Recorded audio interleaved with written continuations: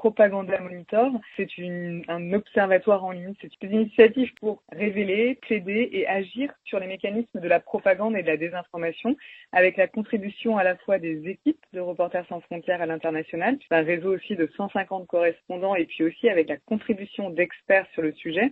Nous avions à cœur de faire un focus spécifique sur cet enjeu phare de notre temps en matière d'information, en matière de journalisme aussi. La plateforme va se focaliser dans un premier temps sur la propagande russe. Que mettez-vous dans propagande russe et pourquoi est-ce une priorité pour RSF? Alors, la propagande, tout d'abord, qui nous intéresse au sens large, c'est celle qui prend les atours, les visages, en tout cas du journalisme, à des fins idéologiques, donc qui détourne les codes du journalisme, les codes des médias à des fins idéologiques.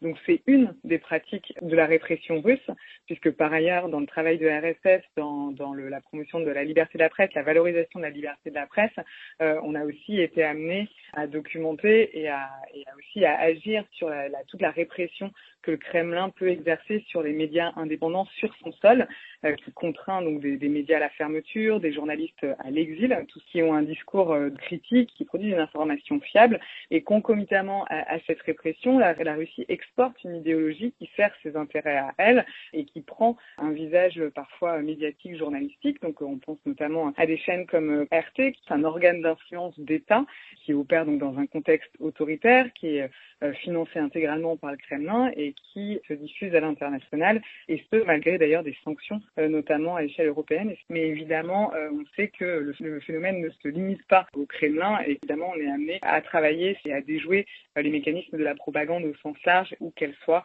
et par quelques acteurs qu'elle soit. Justement, j'allais vous demander si le lancement de cette plateforme n'est pas l'une des manifestations de la bataille géopolitique qui oppose la Russie à certains pays occidentaux. Le lancement de cette plateforme, je dirais, c'est d'abord une manifestation des défis qui se posent aujourd'hui pour l'information et pour le journalisme. Comment se repérer face à des discours polarisés ou relativistes? Est-ce que tout ce qui circule sur les réseaux sociaux est d'égale fiabilité?